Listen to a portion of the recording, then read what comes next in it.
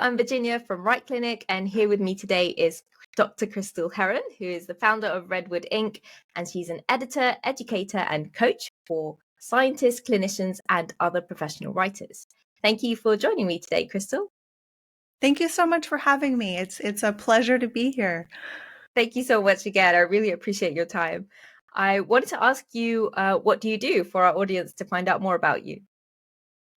Yeah, so I do a number of things. I guess you could categorize them into three categories.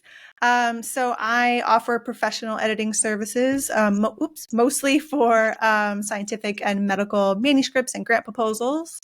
I also provide one-on-one coaching and group coaching in scientific and medical writing.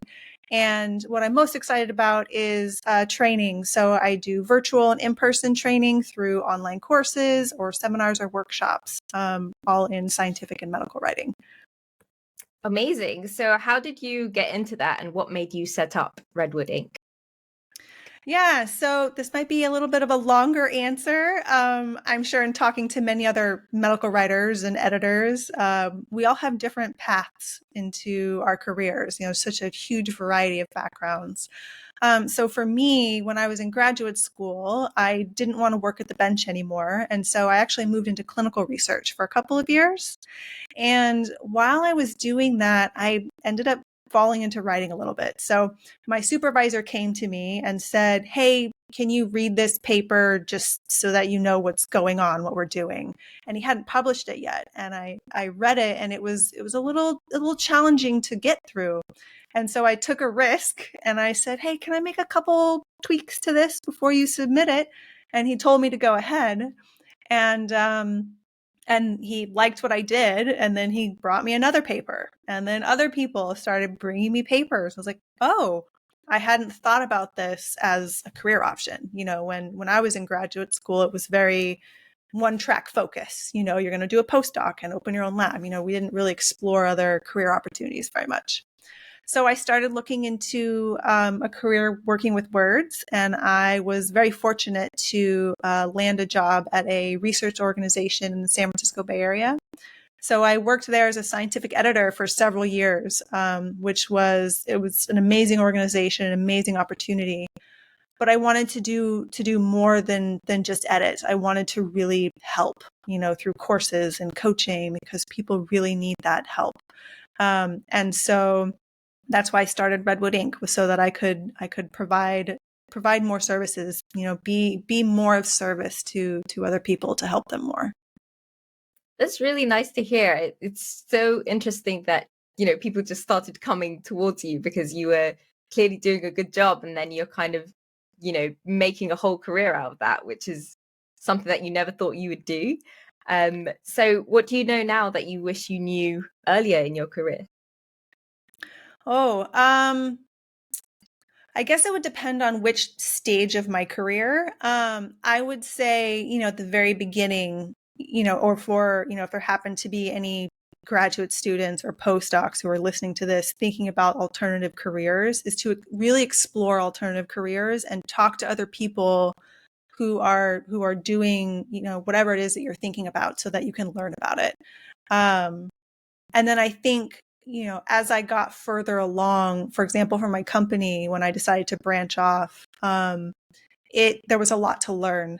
And I had not yet known about AMWA, for people who are international EMWA, and the amazing resources that they have for people, and the welcoming, warm, supportive community that they foster.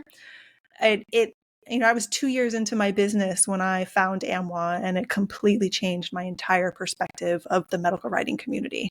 So I think those would be the two things that I would recommend for anyone who might be interested in going in this direction, is to network and talk to as many people as possible, and to find professional organizations to support you.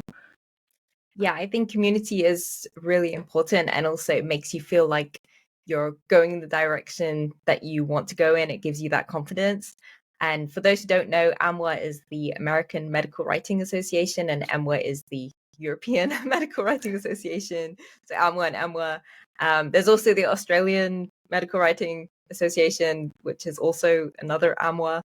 So it's really interesting to hear that you found support in those organizations, because I found support from MWA as well when I was first starting a couple of years ago.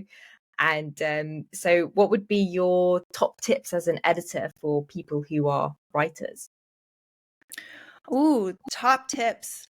What would be my top tips? I would say be open to always learning.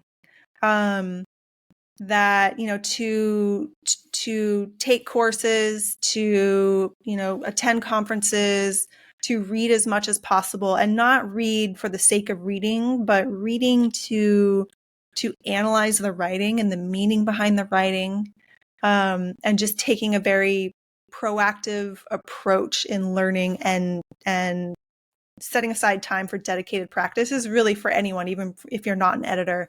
But because it's editing is a skill that you don't necessarily learn very quickly. And so being able to work on different types of documents and to constantly be learning it's so valuable. But I think probably another tip that I would give too is it's really hard to edit your own work. And so if you can ever possibly do it, I know sometimes people have financial constraints and they can't work with a professional editor, but to find someone to partner with to help review your work and get that outside perspective, it's incredibly valuable. So yeah, I'm always a little wary when someone gives tips on how to edit your own work, and I offer a full course on scientific writing and how to edit your own work. But the idea is that the way that you think about it is very different. It's just a different frame of mind. And so the course is actually designed to help you learn how to do that for yourself and for others, but still getting that external feedback is so helpful. Yeah, I think it's so important to acknowledge that it's very difficult, especially in the beginning, to edit your own work, because you get into certain habits and you won't necessarily identify them yourself. So partnering up is such a good idea. I think that's a really valuable top tip. And so thank you for sharing that. And so what's next on the horizon for you? Yeah, so actually, even just to elaborate on what you said and my course, which gets into what's next on the horizon, the course that I have, which will be open for registration soon, and maybe even by the time this airs, is the idea behind it is that it helps you identify and become aware of what your challenges are and what your strengths are in writing, so that you know exactly what to target. But yeah, so that's one thing that's next on the horizon. I also have a couple other things in the works that I can't share just yet, but I'm super excited about them. But if anyone wants to know, be the first to know about them, or to know when my course opens for registration, I send out a weekly newsletter called The Interlude. And so I send out, weekly-ish, but I send out every week the top tips, tools, and resources that I create or that I find from around the web. And so that goes out every week or so, and you can sign up at redwoodinc.com/newsletter. /interlude, both work actually, but yes. The link will be in the description. Exactly, yeah.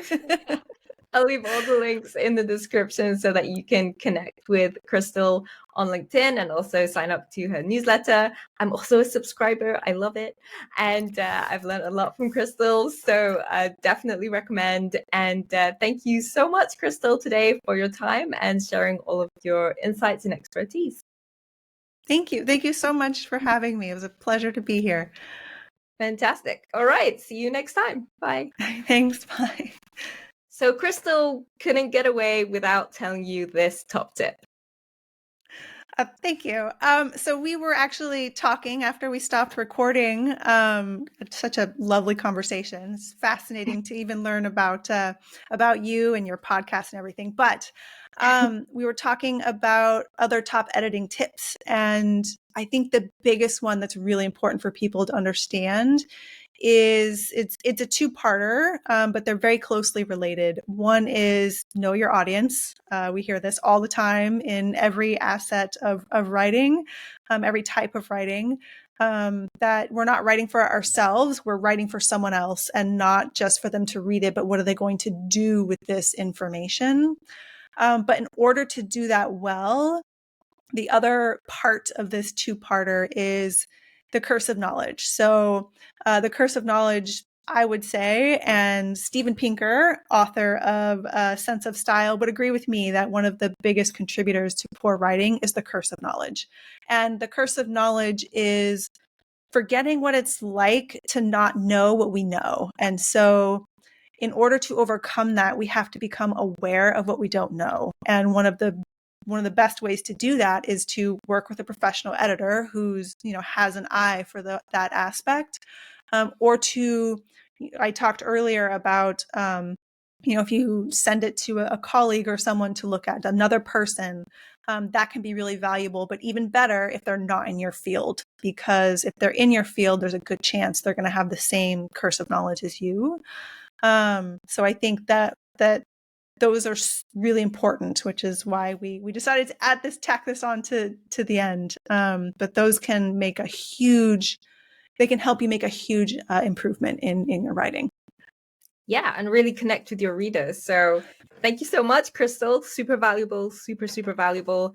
And we will most likely record again in the future, since we've got so much to share, and we love sharing it with our audience. So we will catch you next time. Bye. Wonderful. Thank you. Bye.